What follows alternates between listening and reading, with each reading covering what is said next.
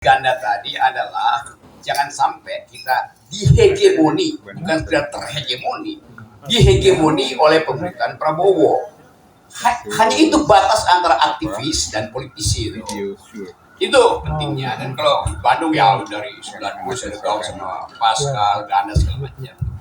Tapi ada hal yang bahkan melampaui era 90-an, yaitu perubahan politik di negeri ini. Dari otoritarianisme pergi pada demokrasi, dimulai dari Bandung. Ada sekolah angkatan darat yang memang kurikulumnya dibuat untuk mendampingi Soeharto, tapi dengan ide demokrasi dan modernisasi itu. Bahwa kemudian paradigma itu gagal karena pada akhirnya Harto memilih militerisme, itu adalah bagian dari refleksi kita juga. Sekarang ada kesempatan untuk mengkonsolidasi the civilian value berbasis pada masyarakat sipil. Bukan pada partai politik, tapi pada masyarakat sipil. Inti dari demokrasi adalah kontrak sosial. Kan begitu ajarannya. Kontrak sosial Hobbes, Locke, Rousseau, segala macam. Tetapi kontrak sosial bisa dibatalkan oleh protes sosial. Jadi kita mesti uji dulu apakah kontrak sosial dengan Prabowo 1 tahun ini udah cukup sehingga sudah ada alasan untuk melakukan konflik sosial. Intellectual question, academic. Problemnya di situ. Ini hal yang biasa dilakukan kan 1 tahun. Oke.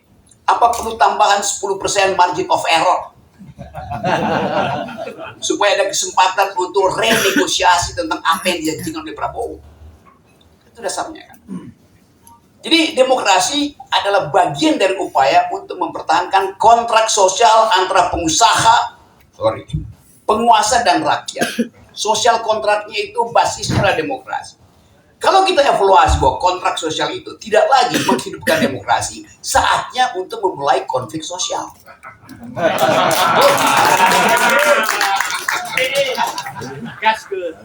Apa basis perubahan? Buruh. Di mana lokasi perubahan pertama ketika Indonesia dimerdekakan oleh Bung Karno? Bandung. Indonesia menggugat.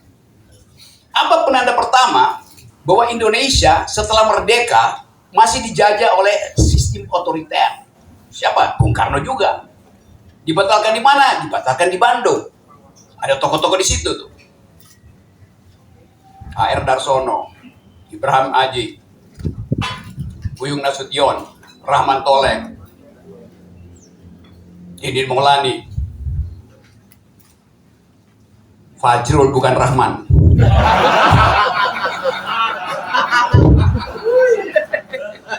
Kan dasarnya itu sebetulnya. Jadi tidak ada perubahan tanpa Bandung. Tidak ada Bandung tanpa buruh. Prabowo belajar politik pertama di Bandung ketika dia menjadi anggota KAPI di bawah asuhan Buyung Nasution, Rahman Tolek. Jadi ada semacam kita sebutnya 3B. Bandung, buruh, Bowo. Dan kita mau evaluasi, apakah itu masih ada garis lurus dari Bandung, buruh, dan Bowo? Mestinya dia linear. Tidak ada perubahan tanpa B pertama, tidak ada perubahan tanpa Bandung, tidak ada perubahan tanpa B kedua. Tidak ada Bandung tanpa buruh, tidak ada buruh tanpa Bowo. Harusnya begitu pikiran Prabowo ketika jaketnya itu dipaksa oleh Jumhur untuk dilemparkan ke masa buruh. Supaya keringatnya Bowo itu bersatu dengan keringat buruh. Supaya B2 bersatu dengan B3. Ini bukan soal apa tua nih. Jadi Bandung, buruh, dan Bowo itu satu paket pikiran kita. Karena kita tadi investasikan sosialisme ala Jawa Barat itu pada Prabowo. Dan itu yang diterangkan dengan bagus oleh Jaganda. Di riset perlahan-lahan. Jadi ada bagian ideal yang kita perjuangkan. Keinginan untuk bring ideas back into politics. Apa itu ideas? Ya intelektual. Yang beroposisi secara intelektual hanya Bandung. Ada buku Indonesia, mahasiswa Indonesia, semua isu tentang demokrasi kesetaraan manusia itu dibahas di situ oleh pemretnya, itu Rahman Toleng. Dan kader plus agen-agennya masih ada di sini. Kan itu poin kita ada di situ.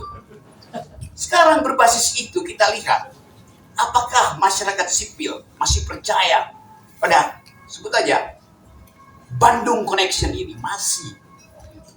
Karena cuma di Bandung terbina hubungan antara aktivis, tokoh-tokoh politik lama, dan ide tentang masa depan.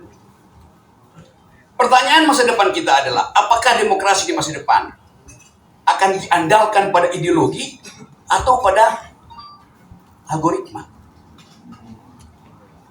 Itu hanya bisa diriset oleh mereka yang berpikir. Karena satu waktu ideologi dibatalkan oleh algoritma. Karena Gen Z itu nggak mau lagi belajar tentang ideologi. Padahal negeri ini diasuh secara ideologis dari awal kemerdekaan.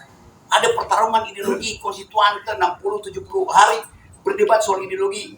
Negara ini mau didirikan berbasis apa? Islam, kerajaan, sosialis, liberalisme.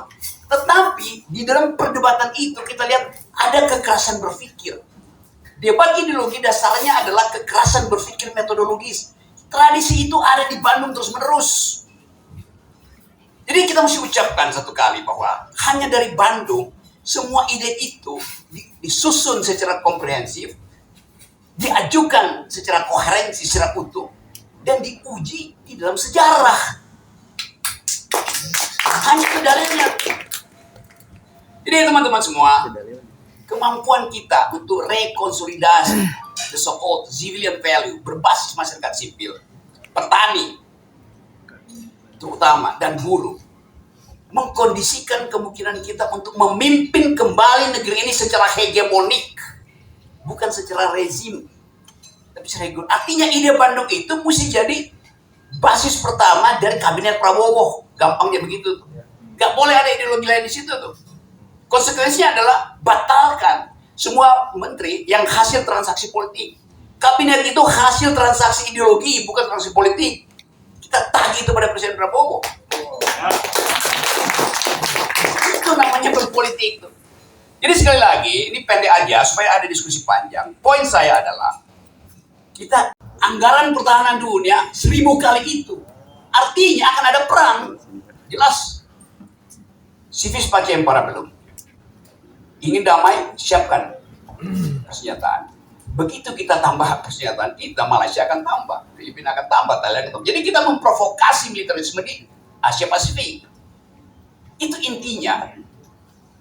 Pemimpin ke depan dia mesti paham 3 isu itu. Global security, environmental ethics, dan human solidarity. Di mana itu diolah? Di wilayah politik yang isinya ada intelektual. Hanya Bandung yang mampu lakukan itu. Solo nggak mungkin mampu. Jadi teman-teman semua, kembalikan politik ke wilayah intelektual. Itu isinya. Sekarang ada isu-isu baru. Apa yang memungkinkan model pikiran Bandung ini? Saya sebut saja Bandung Connection Intellectual Ideas ini bisa kita pertahankan. Sekarang kita cari kontras. Siapa yang memungkinkan mengolah bagian ini? Tentara, polisi, partai politik, nol. Jadi itu pentingnya pertemuan ini hari ini. Di apa nama jalan ini? Babakan Jeruk itu kita bikin semacam komitmen buzzer. Babakan Jeruk untuk menghalangi buzzer.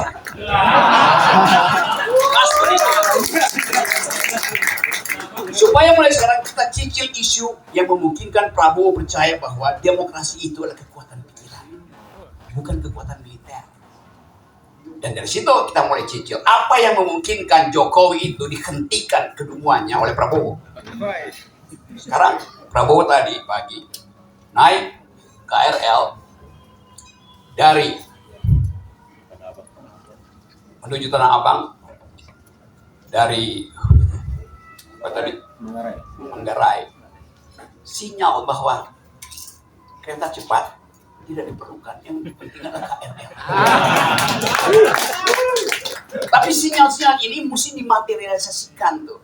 supaya kita tahu bahwa oke, walaupun agak lambat proses politik untuk mendaftarkan Jokowi ke KPK, tetapi sudah dimulai prosesnya. Jadi isu ijazah masih lanjut, tapi kelihatannya lama itu. Isu lama, nah isu WUS ini harusnya kita percepat. Kita dorong KPK. Jadi ini turning point kita, supaya kereta cepat itu betul-betul mempercepat tibanya. Saya ingin ada kereta cepat. Anda mungkin nggak setuju kereta cepat. Saya setuju ada kereta cepat, tapi jalurnya harus diperpanjang dari Bandung sampai Solo. Sampai Solo aja, supaya mempercepat Raja Solo itu tiba di Cipinang.